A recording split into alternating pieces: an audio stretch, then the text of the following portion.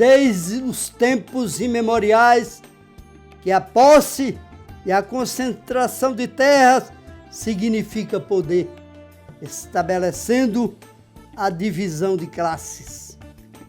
Na Índia, as narrativas da literatura védica do livro Mahabharata contam a história de Vamanadeva, que assumiu a luta da população contra o monarca latifundiário Bali Maharaj.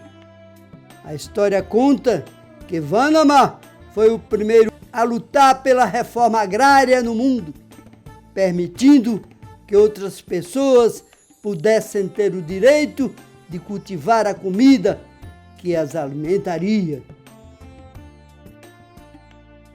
Não há outra solução para a fome senão uma reforma ampla e democrática que as terras agricultáveis possam servir à humanidade.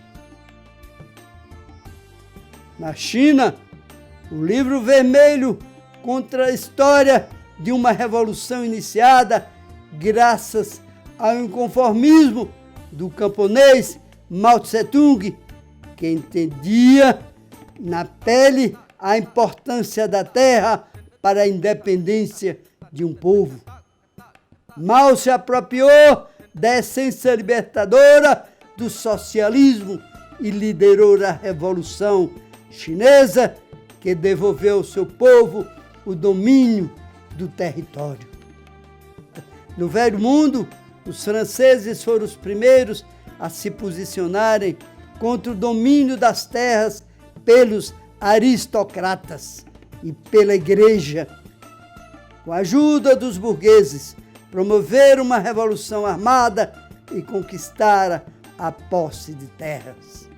Nos Estados Unidos, a reforma agrária veio a partir de 1862, mas infelizmente só beneficiou as famílias brancas no modelo de capitanias hereditárias.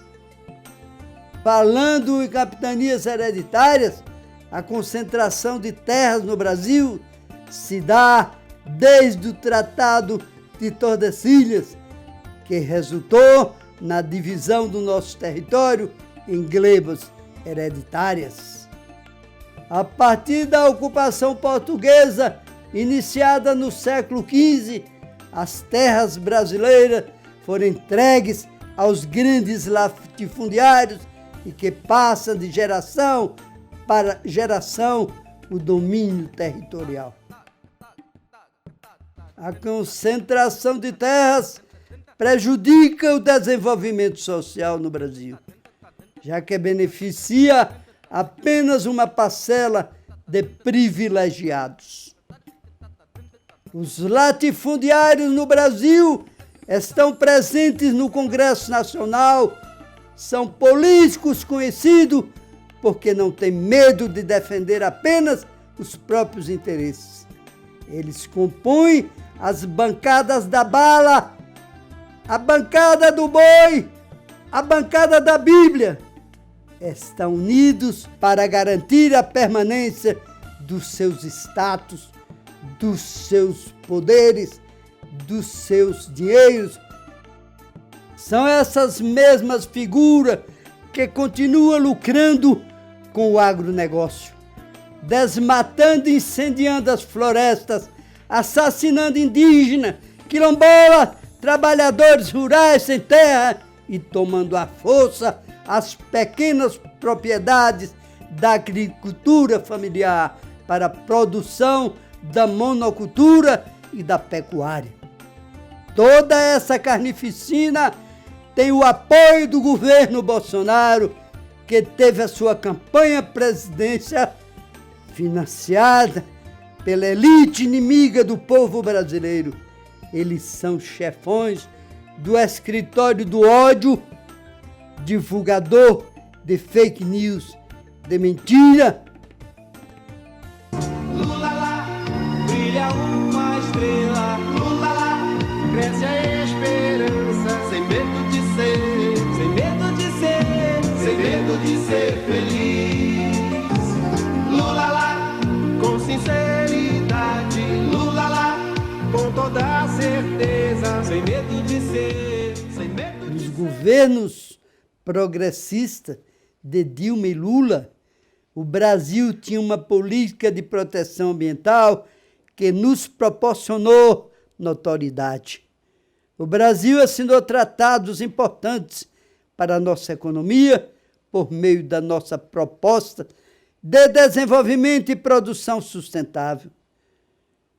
Conquistamos a atenção de países como a Noruega, a Alemanha, que passaram a nos ajudar na proteção da biodiversidade brasileira.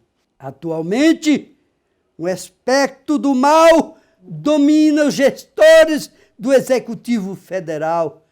É possível destacar a figura sinistra de Ricardo Salles.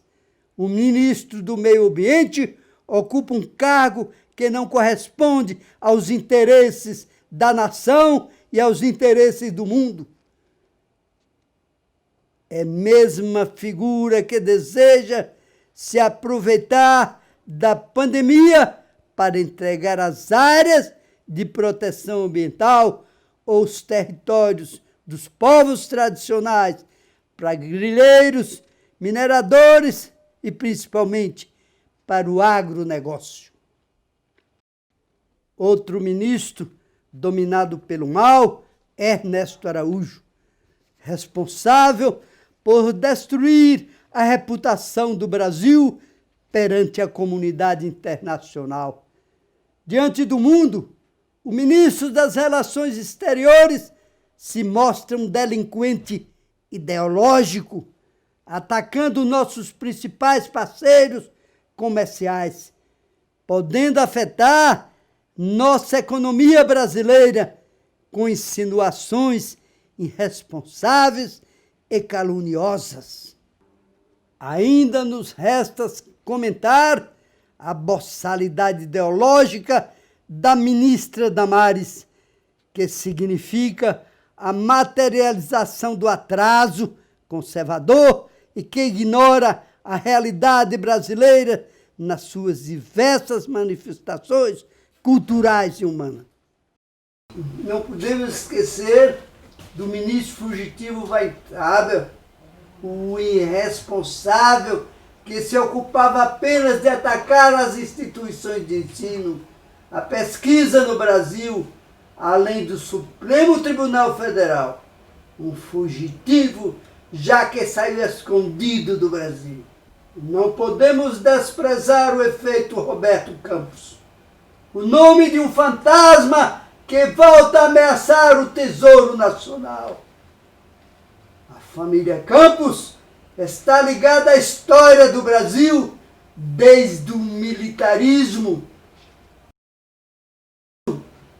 Disseminou a política privativista para enfraquecer o Estado. O neto, hoje presidente do Banco Central do Brasil, deseja transferir a produção da moeda brasileira para empresas estrangeiras fora do Brasil, o que significaria a privatização da instituição responsável por fiscalizar os excessos das instituições bancárias no Brasil. Toda essa ingerência governamental só foi possível graças à construção de uma campanha mentirosa disparada pelo gabinete do ódio e das fake news. Os mesmos operadores que atuaram na campanha de Bolsonaro continuam se articulando para dar continuidade ao projeto de poder nas eleições municipais de 2020. O curioso é que esses agentes do caos são mantidos com o nosso dinheiro, porque estão instrumentalizados pela máquina pública. Afinal, a CPI das fake news já ouviu várias testemunhas que afirmam vir de uma sala do Palácio do Planalto as afirmações mentirosas contra a esquerda ou contra a oposição. Sem falar na caminhada eleitoral que Bolsonaro está fazendo pelo país, antecipando as campanhas de seus aliados para a próxima votação. Tudo isso com dinheiro público. E onde estão os órgãos fiscalizadores? Onde está o Tribunal Superior Eleitoral, que não acaba com o tamanho oportunismo eleitoral? Ainda que estejamos no período de pandemia, as vozes da resistência não calarão. As mulheres, os jovens negros, os servidores, os pesquisadores e a esquerda estão na mira deste governo incompetente. Mas nós temos o gênio da revolução e vamos resistir. Não omita, Bolsonaro, escute a voz dos nossos representantes progressistas e mantenha o auxílio emergencial até o fim deste ano.